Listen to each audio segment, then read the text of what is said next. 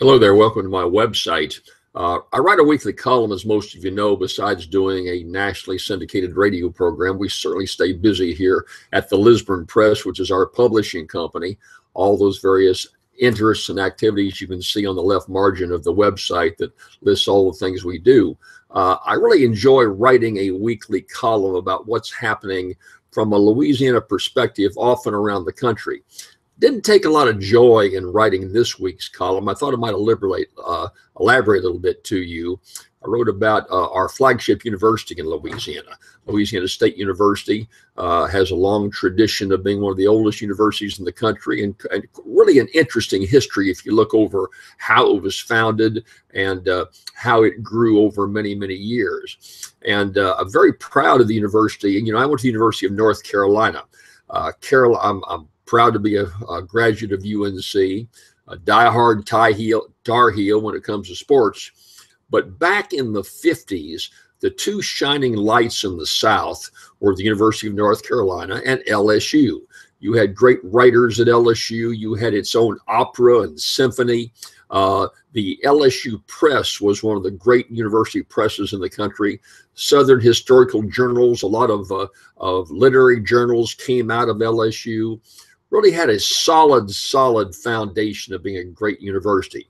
And the only other key point in the South at that point in time was UNC. You had a great press up there, and there was a nice balance between the two universities. People like Hubert Humphrey went to LSU, went on to become vice president, and all the great writers of the Louisiana tradition.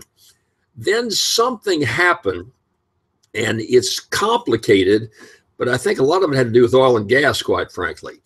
Back in the 60s and 70s, the oil and gas craze came on, and you didn't need to have to worry much about education. You could make $60,000 or $70,000 a year working in the oil field, which is a lot of money back in the 60s and the 70s.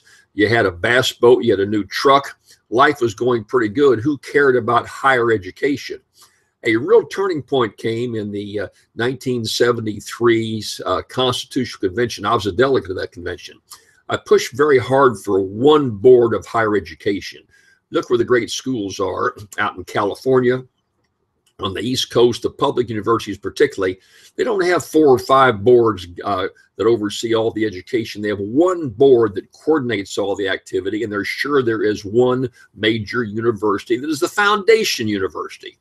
Well, that debate took place in the Constitutional Convention, and the 4-board concept won out over the 1-board concept. I think that was a great tragedy, quite frankly, and was one more nail in the coffin of LSU. LSU, by the way, the leadership of the university didn't really lobby for that one board. I remember succinctly, again, since I was a delegate to that Constitutional Convention.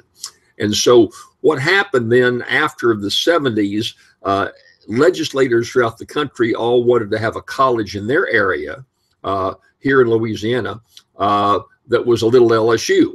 So you had the name changes. It's not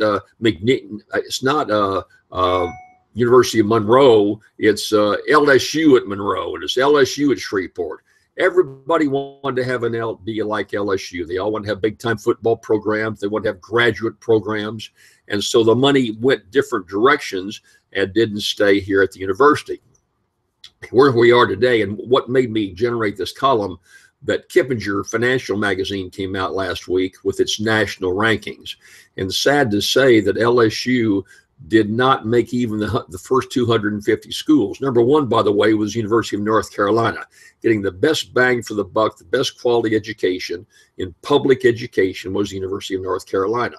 Then you had all these Southeast Conference schools. Florida came up very high. Georgia came up very high. LSU was 270th in their ranking. The only SEC school that they beat out in terms of placement was Mississippi State. Ole Miss, Arkansas, all these other schools ranked much higher than LSU. A great tragedy there, and I'm not happy about that, as I say. I didn't write the column to show any disrespect. I've always loved LSU. I didn't go there, but my wife went there. 3 of my 4 children went to LSU. 2 graduated from LSU, 1 transferred. They've all had an LSU experience. We go to all the LSU athletic events. I've been a season ticket holder in football and basketball for many years. I participated in a number of the academic programs. I taught history, Louisiana history at LSU. So I'm a big LSU supporter. It's just a tragedy that the university has dropped. It's not just a funding issue, it's a leadership issue. There's been some real difficult problems coming up there here in the last few months. The fraternity hazing that led to a death at one of the fraternities at LSU, continuing problems with fraternities. Also, the Wall Street Journal, highly critical of LSU. Instead of spending money in areas that needed it, where the library has all kinds of leaks, they built this wave pool where you could float around through the letters LSU on a raft, and that's where state money was spent. So for a variety of reasons, there's criticism over the administration, but also a real concern over the future of what should be a great university. It was in the past, it should be in the future. Read this week's column. It's here on the website. And again, I didn't take pride in writing the column. I was disappointed in having to write such a column, but I felt it was necessary. Hey, stay tuned into our site. I'll be on this weekend on the radio. See you next week right here on our Jim Brown Common Sense show and on the website. Take care.